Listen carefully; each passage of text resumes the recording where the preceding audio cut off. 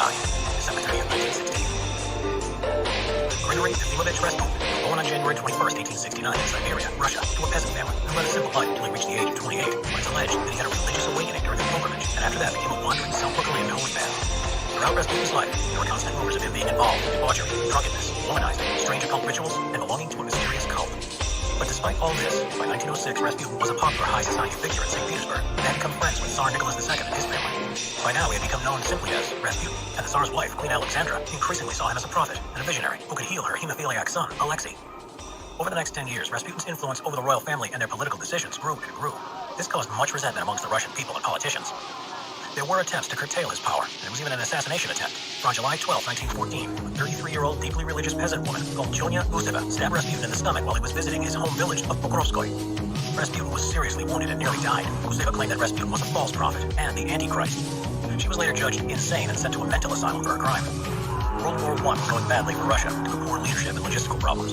By December 1916, its armed forces were on the brink of collapse. During this time, both Rasputin and the royal family had become incredibly unpopular. Many feared that Rasputin's influence over the royal family was seriously affecting the war effort, so a group of nobles and politicians plotted to kill him. This was led by Prince Felix Yusupov and his young friend Grand Duke Dmitry Pavlovich. On the night of December 29, 1916, the two of them invited Rasputin to a small party at the Moiko Royal Palace. What happened next is open to debate, as much of it has become hearsay, sensationalism, half-truths, and urban legend, as Rasputin was always seen by the public as a mysterious figure, and his death soon became a tale of his mystic, almost superhuman powers. The popular account about his death is that waiting for him at the palace were Prince Felix Yusupov and Grand Duke Dmitry Pavlovich, while upstairs were several co-conspirators, including the renowned opposition politician Vladimir Berestevich. Once at the palace, Prince Yusupov offered Rasputin tea and cakes that had been laced with enough cyanide to kill 3 or 4 men, but this seemed to have no effect on him, so the prince gave him some Madeira wine, also laced with cyanide. But again, this seemed to have no effect on him, even after drinking 3 glasses, apart from getting him a little more drunk. Then, Prince Yusupov went to get a revolver and came back and shot Rasputin in the chest. Rasputin promptly collapsed on the floor and seemed to be dead. Prince Yusupov then left the palace with the other co-conspirators, one of whom was wearing Rasputin's hat and coat, in the hope that it would give the impression that Rasputin had left the palace to return home. A short while later, the princess returned to the palace. Much to his surprise, supposedly dead Rasputin leapt up and attacked them. Then Rasputin staggered into the palace courtyard, where it is said he was shot 2 more times.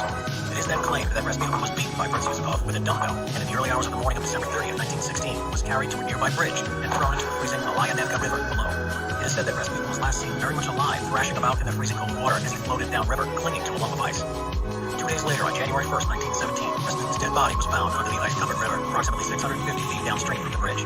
Some of the details of his murder may have been untrue or exaggerated, but what we do know for certain comes from the official autopsy carried out on Rasputin's body. We know that Rasputin had been shot 3 times, and one of those shots was to the forehead at very close range, and was the cause of his death. But the coroner could find no trace of any poison anywhere in his body. He also concluded that Rasputin was most likely dead when his body was dropped into the river. There were also deep cuts and bruising on his body, but they were not believed to be from a beating as commonly claimed. The blood had been done post-mortem when Rasputin's body was dumped into the river through a fishing hole that had been carved into the ice of the river. Prince Felix Yusupov and Grand Duke Dmitry Pavlovich's role in Rasputin's murder was quickly discovered. Queen Alexandra was so angered by the murder that she wanted both of them shot straight away by firing squad without trial. But instead, Prince Yusupov was exiled to his country estate, and Archduke Pavlovich was sent to serve in a Russian army garrison in Persia. As for Rasputin, he was buried on January 2nd, 1917, the day after his body was discovered, at a small local church in a ceremony attended by the royal family and a few close friends.